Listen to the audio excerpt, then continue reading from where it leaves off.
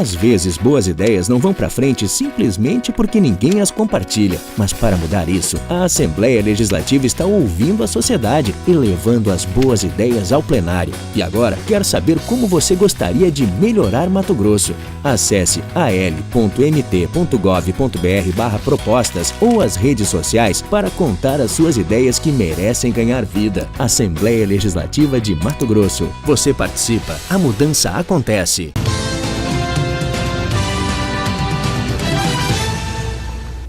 Olá, hoje o nosso tema é reforma trabalhista. Você deve ter acompanhado, gerou muita polêmica quando foi aprovada no Congresso Nacional e continua gerando não só polêmica, como muitas dúvidas, principalmente para o trabalhador. Sobre este assunto, nós vamos conversar com o procurador-chefe do Ministério Público do Trabalho em Mato Grosso, Marcel Bianchini Trentin. Muito obrigada pela sua presença aqui no RDTV.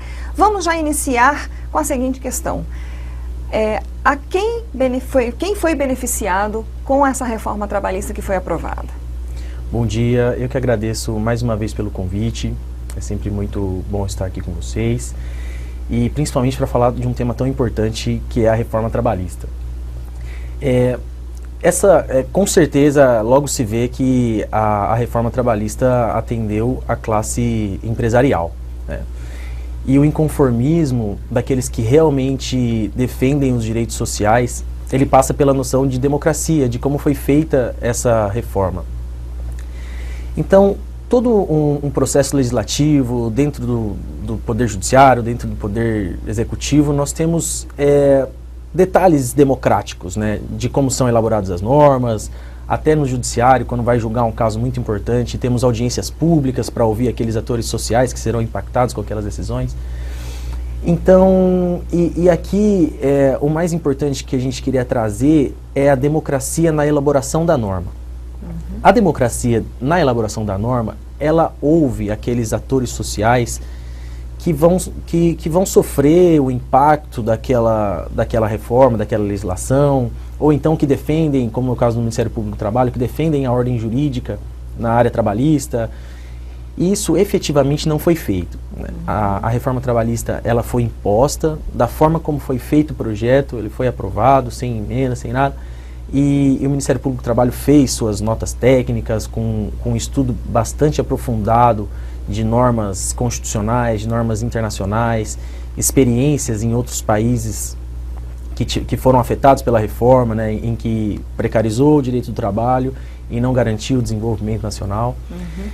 Então, a forma como foi posta é que gerou uma indignação, né, principalmente por sermos um país em que a desigualdade social é muito grande, né, e passamos por um momento de crise política muito grande, e num momento desse, de crise e redução, a desigualdade social tão grande, você reduzir direitos sociais é muito grave, né? É muito grave. Então, é um ciclo que não tem como dar certo para garantir o desenvolvimento nacional, né? A gente que ouviu os debates lá no Congresso Nacional, ouvia muito, às vezes, dos políticos dizendo não vai ter redução de direitos. Então, na visão do Ministério Público do Trabalho, houve sim redução. O trabalhador vai ter prejuízos com essa reforma.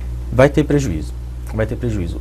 Temos alguns pontos que dificilmente aqueles que defendem a reforma trabalhista abordam profundamente, né? Temos alguns pontos e a gente está aqui para conversar sobre todos eles, né, que geraram dúvidas e principalmente aqueles que mais vão impactar, né? Com certeza cerca de 65 artigos que foram alterados, né, dos 200 e tantos, eles são precarizantes mesmo, né? Vão reduzir direitos trabalhistas, claramente.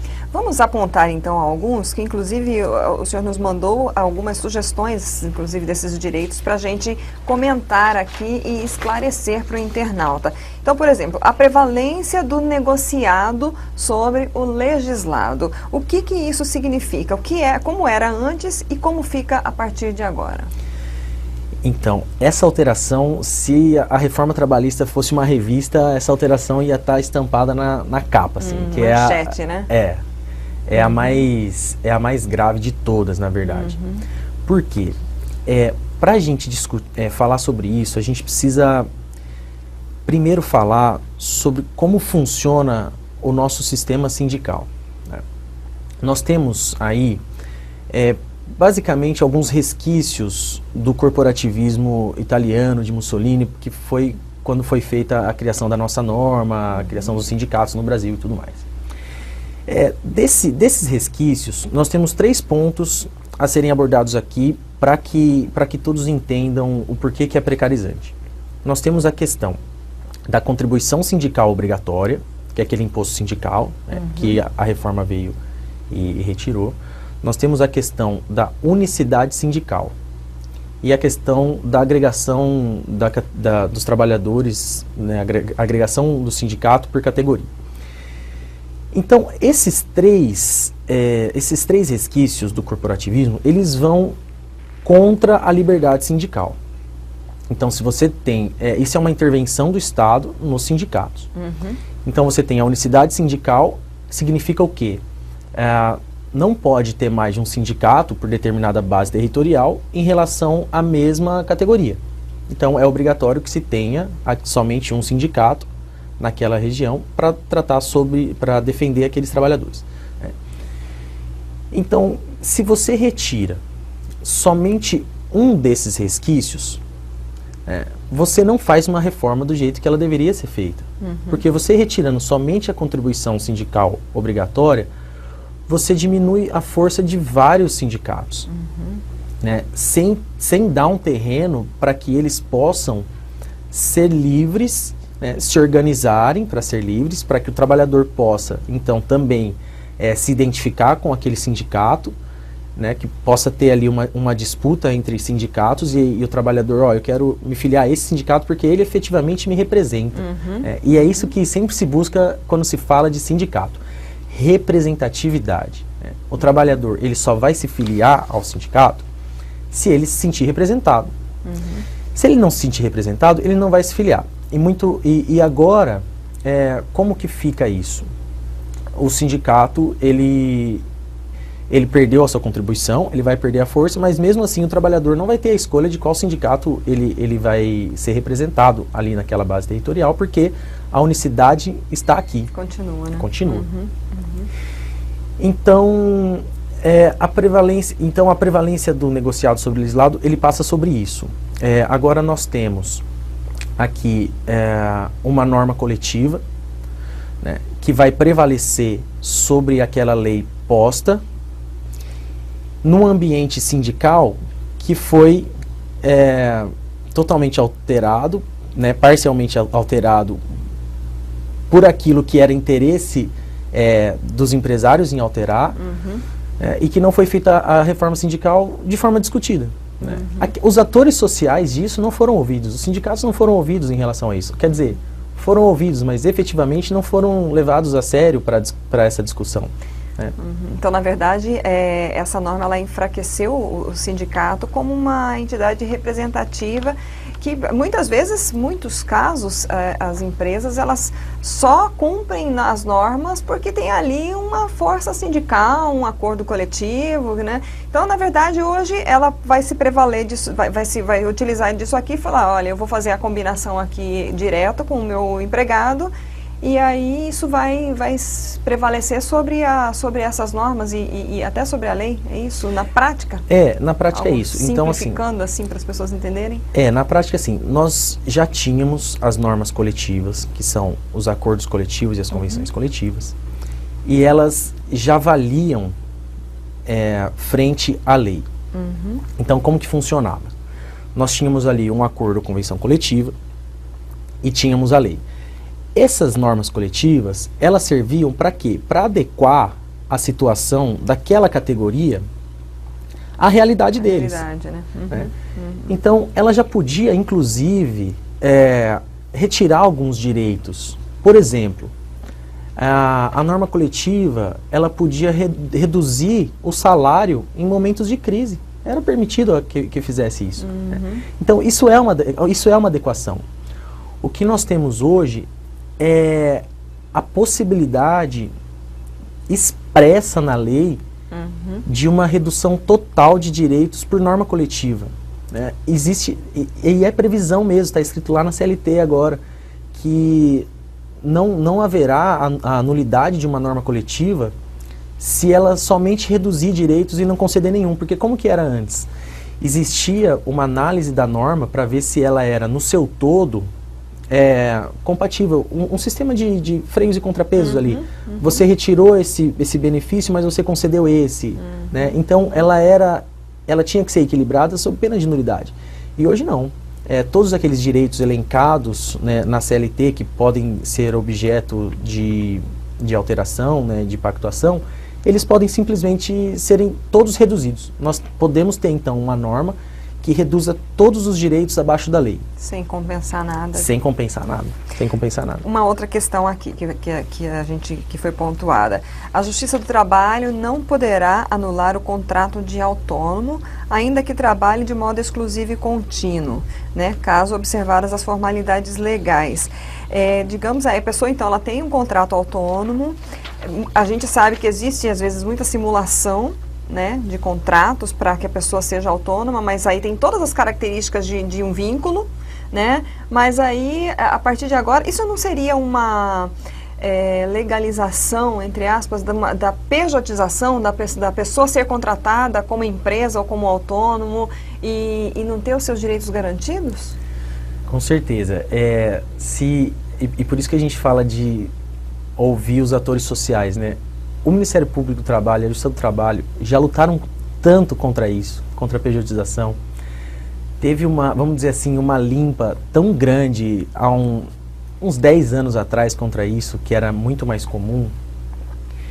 E vem a nova legislação e simplesmente deixa uma brecha para que o trabalho e dispõe expressamente que o trabalhador autônomo, ainda que exclusivamente, ainda que de forma contínua, não vai ser considerado como empregado. Então é uma porta muito aberta, muito ampla para pejotização, que a gente chama mesmo, né?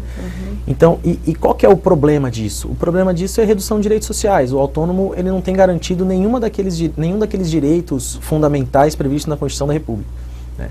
Então, ele consegue, com isso, uma mão de obra bem mais barata, né? E assim, muitos defendem que essa reforma iria aliviar um pouco a quantidade de processos na Justiça do Trabalho.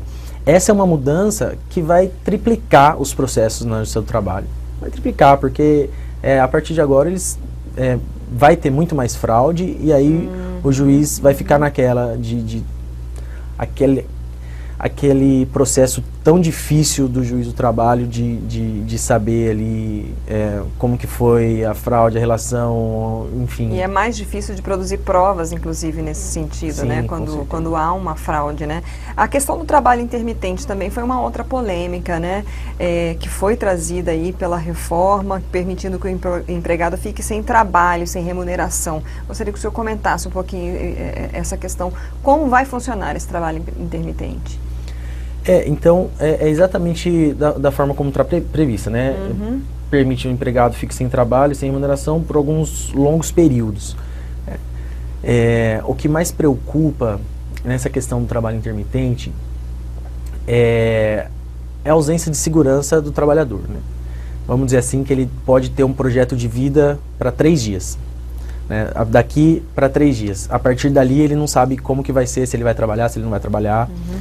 Então, gira muito em torno disso, né? De um projeto de vida para que ele consiga se programar e tudo mais. E isso é maravilhoso para o empregador, né? Isso é maravilhoso. Atende muito o setor empresariado, porque ele pode contar ou não com aquela força de trabalho que está ali há alguns dias à disposição dele, né? Ele precisa avisar pelo menos 3 dias antes e ele vai estar ali à disposição, não precisa criar esse vínculo e tudo mais.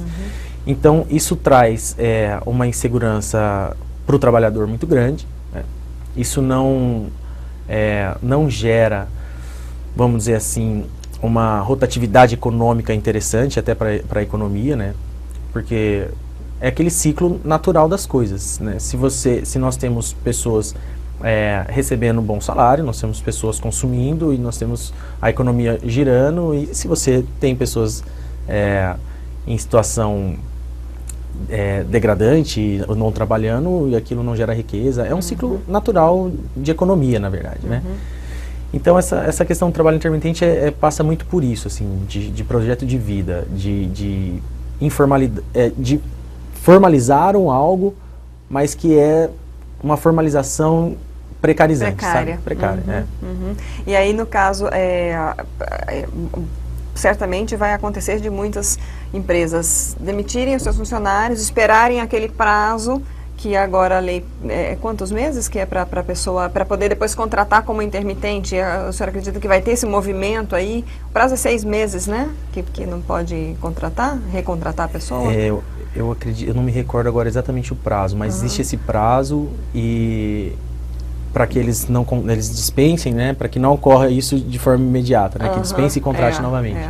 Então pode haver um movimento disso daí e isso é muita insegurança, né? Que traz para o trabalhador. É muita insegurança, é muita insegurança. Nós vamos fazer um pequeno intervalo e voltamos daqui a pouco falando sobre reforma trabalhista com o procurador-chefe do Ministério Público do Trabalho em Mato Grosso, Marcel Trentin. Até mais.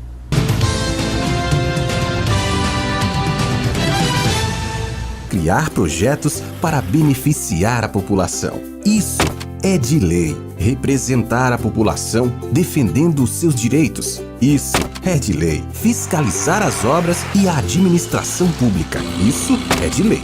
Aqui, na Assembleia Legislativa, é de lei trabalhar pela mudança e pelo bem do cidadão. Conheça mais o nosso trabalho pelo site Assembleia Legislativa. Você participa, a mudança acontece.